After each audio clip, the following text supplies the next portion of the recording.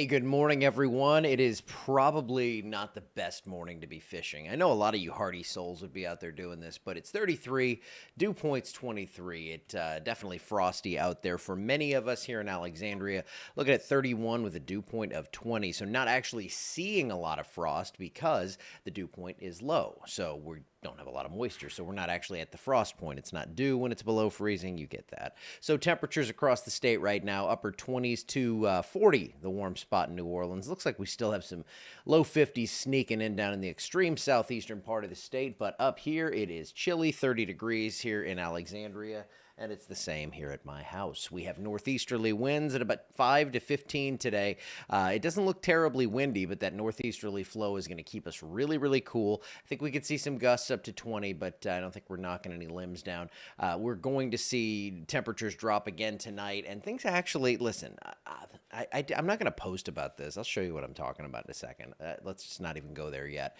30 degrees at 8 a.m., 42 at 11, 48 by 2 p.m. We're looking for a high barely scraping 50 even with full sunshine.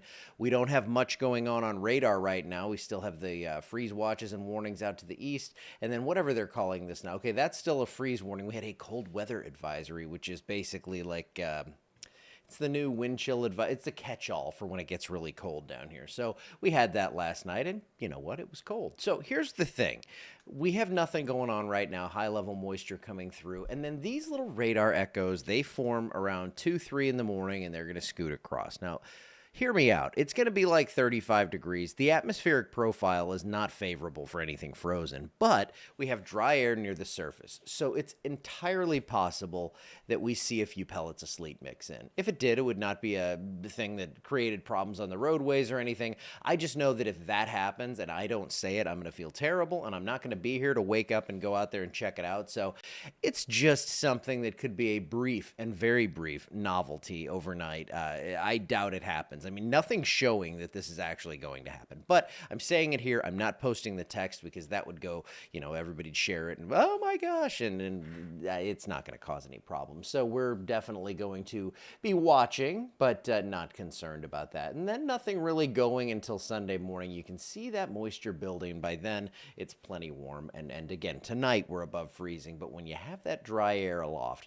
weird things can happen. So that is something to watch for. Also, looking further into the future, you can see those little scattered showers coming across Saturday. Sunday, things kind of solidify, but then it does change a bit. So things are going to shove out by Monday morning, but look at this little resurgence. This is possibly going to bring us another wave of rain into early Tuesday. You can see a lot of that's going to stay just east of us, but it's close enough for concern. So something to keep an eye on. I don't think we have a big severe threat. Can't rule out an isolated severe storm as typical with this kind of stuff, with this dynamic kind of setup. But the main story is going to be, yet again, heavy rainfall, widespread 2 to 5 inch rainfall amounts.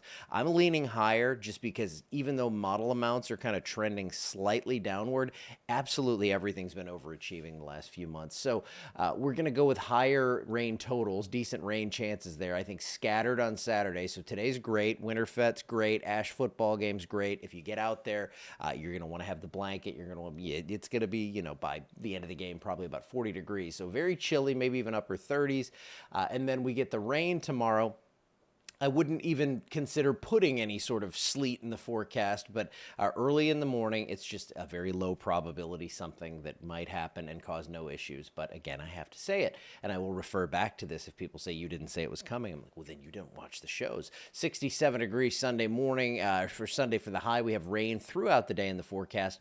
Monday, I do think the rain is going to hang around, so 60% there, and that's trending upward. By Tuesday, we do get that rain out of here, and we cool down once again. Now, going further into the future, it looks pretty warm. Doesn't look like it's off the charts here, but 60s for highs, 40s for lows. So it's not hot, but not wintry, not getting me in the Christmas spirit. But we do look like we're going to stay pretty active with some storms possible.